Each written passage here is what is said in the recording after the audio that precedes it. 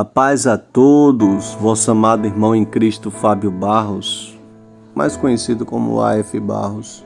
O tema de hoje é o tema de número 41, falando sobre espíritos malignos, no volume 1 do livro que o Espírito Santo me deu.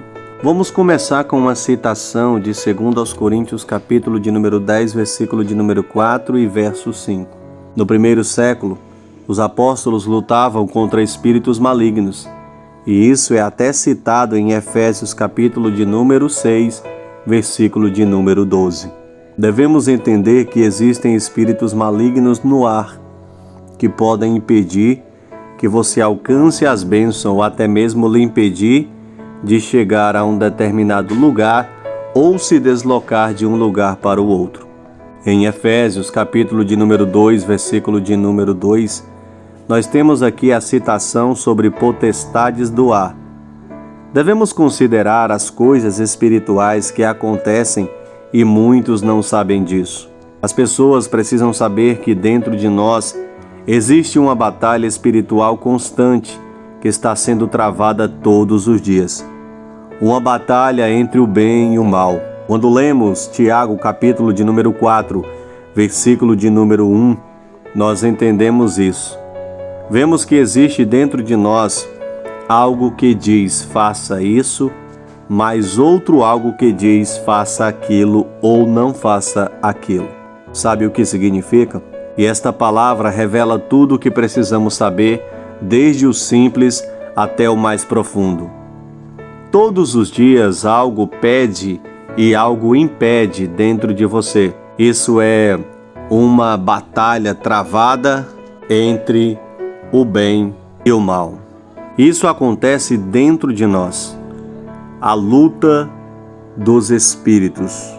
Como a citação dos saduceus, que não acreditavam nesses espíritos, por consequência não criam nesta luta diária. Mas os fariseus e escribas já acreditavam. Hoje são os ateus que não acreditam. No caso, substituindo o lugar dos seus antecessores, os saduceus. Vemos também que muitos que se têm por sábios ou inteligentes, como os estudiosos de semântica filosófica, não creem também em espíritos malignos ou forças benéficas espirituais. Mas nós temos que crer e respeitar quem não crê também. Tudo na Terra e universo são fatos e acontecimentos que estão debaixo de algo que chamamos de vontade permissiva de Deus. Em Mateus, capítulo de número 22, versículo de número 23, e Atos dos Apóstolos, capítulo de número 23, versículo de número 8, nós aprendemos aqui um ensino muito importante. Vemos nesse texto de Atos 23, 8, aqueles que creem e aqueles que não creem. Um exemplo forte de influência maligna seria um pai abusando de um filho ou filha. Isso é simplesmente um problema psicológico, mental ou qualquer outra coisa. Tem gente que crê assim, e eu respeito. Sei que o homem tem sua natureza maliciosa, mas para chegar ao ponto de fazer tal atrocidade, ao meu ver, tem sim uma influência maligna. Com certeza existe uma influência maligna operando dentro do desejo malicioso da carne, que estimula e faz com que sentimentos ou pensamentos maus criem força dentro de nós e sejam colocados em prática. E isso acaba destruindo vidas e até mesmo famílias inteiras. Em 2 Pedro, capítulo 2, versículo de número 14, vemos que existem pessoas que têm os olhos cheios de adultério. E ao ver filhos quase despidos, têm desejos carnais por elas ou por eles. Esse texto é uma citação de exemplo de pessoas que se sentem tentados por não estarem fortalecidos totalmente no espírito. Nós vemos aqui pessoas que não estão espiritualmente preparadas e o fato da família não ter vigilância pode causar um problema gravíssimo. A citação de Mateus capítulo 5, versículo de número 28, vemos aqui que o problema não é simplesmente o olhar, mas é a cobiça dos olhos das pessoas, que se forem maldosas, todo o seu corpo será mal também. O Senhor Jesus disse: se os teus olhos forem bons, todo o teu corpo será bom, mas se os teus olhos forem maus, todo o teu corpo será mau. Mateus capítulo 6, versículo 22 e 23. Os olhos, eles são a lâmpada do corpo. Quando nós vemos aqui esta situação desse texto de Mateus capítulo de número 5, verso de número 28, nós vemos aqui a cobiça como um dos maiores problemas.